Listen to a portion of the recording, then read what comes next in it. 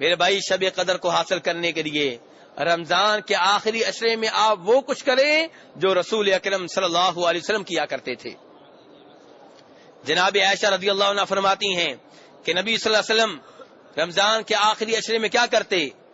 اذا دخل العشر شد المئزر واحیا لیلا وایقظ اہلا. جب رمضان کی آخری 10 راتیں آتی آپ اپنا لنگوٹ کس لیتے، چادر کس لیتے، مضبوطی سے باندھ لیتے، عبادت کے لیے تیار ہو جاتے. ان تمام راتوں میں بیدار رہتے. کیوں بیدار رہتے میرے بھائی؟ بیگمات کی شاپنگ کے لیے، چاند راتیں مارکیٹ میں گزارنے کے لیے، بچوں کے لیے چوڑیاں اور جوتے خریدنے کے لیے. اللہ اکبر. امت مسلمہ کہاں سے کہاں چلی گئی ہے. جن راتوں میں جاگنے کے لیے کہا گیا تھا وہ رمضان کی آخری 10 راتیں تھیں.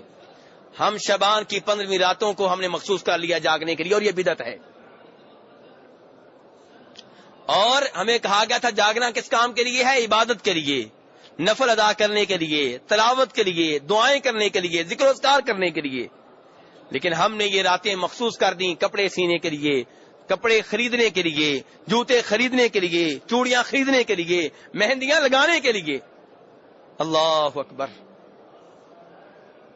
نبی صلی اللہ علیہ وسلم کے بارے میں ام المومنین عائشہ کیا فرماتی ہیں کہ آپ ان 10 راتوں میں عبادت کے لیے اپنی چادر کو کس لیتے، ان 10 راتوں میں بیدار رہتے. وَأَيْقَظَ أَهْلَهُ، فرمایا اپنے بچوں اپنی بیگمات کو بھی بیدار رکھتے.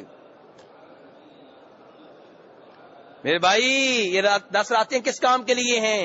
سن لیں جناب عائشہ سے، آپ اپنے بچوں کو بیگمات کو ان 10 راتوں میں بیدار رکھتے اللہ کی عبادت کے لیے.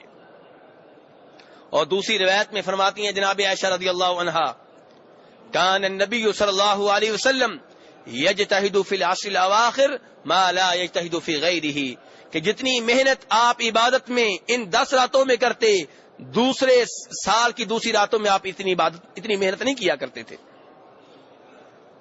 اور ترمذی شریف کی روایت ہے ام المؤمنین عائشہ رضی اللہ عنہا نے پوچھا نبی صلی اللہ علیہ وسلم سے کہ اگر مجھے شب قدر مل جائے تو میں کیا کہوں؟ میرے بھائی دعا یاد کر لیں، شب قدر مل جائے تو کیا کہوں؟ فرمایا یہ کہو اللہم انک عفو تحب العفو فاعف عنی. لوگ کہتے ہیں جی اللہ کو واسطہ دے کے دعا کرنی ہے، وسیلہ دے کے. آپ وسیلہ دیں اللہ کو، واسطہ دیں اللہ کو، لیکن وہ واسطے اور وسیلے دیں جو اللہ کے رسول نے سکھائے ہیں. یہاں دیکھیے اللہ کے رسول کس چیز کا واسطہ دے رہے ہیں؟ اللہ کو واسطہ دے رہے ہیں اللہ کے نام کا، اللہ کو واسطہ دے رہے ہیں اللہ کی صفت کا. کہہ رہے ہیں اللہم انک عفو، اے اللہ تو بہت معاف کرنے والا ہے.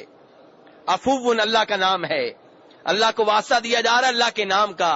اے اللہ تو بہت معاف کرنے والا ہے، اللہ تو معاف کرنے کو پسند کرتا ہے، یا اللہ اس لیے مجھے معاف کر دے. اللہ سے معافی مانگی جا رہی ہے. معافی مانگنے سے پہلے اللہ کو واسطہ دیا جا رہا ہے کس کا؟ اللہ کے اپنے نام کا. اور یہ عمل ہو رہا ہے قرآن کی اس آیت پہ جس آیت میں آتا ہے وَلِلَّهِ الْأَسْمَاءُ الْحُسْنَى فَادْعُوهُ بِهَا. اللہ کے پیارے پیارے نام ہیں، اللہ سے دعائیں کیا کرو، اللہ سے مانگا کرو ان ناموں کا واسطہ دے.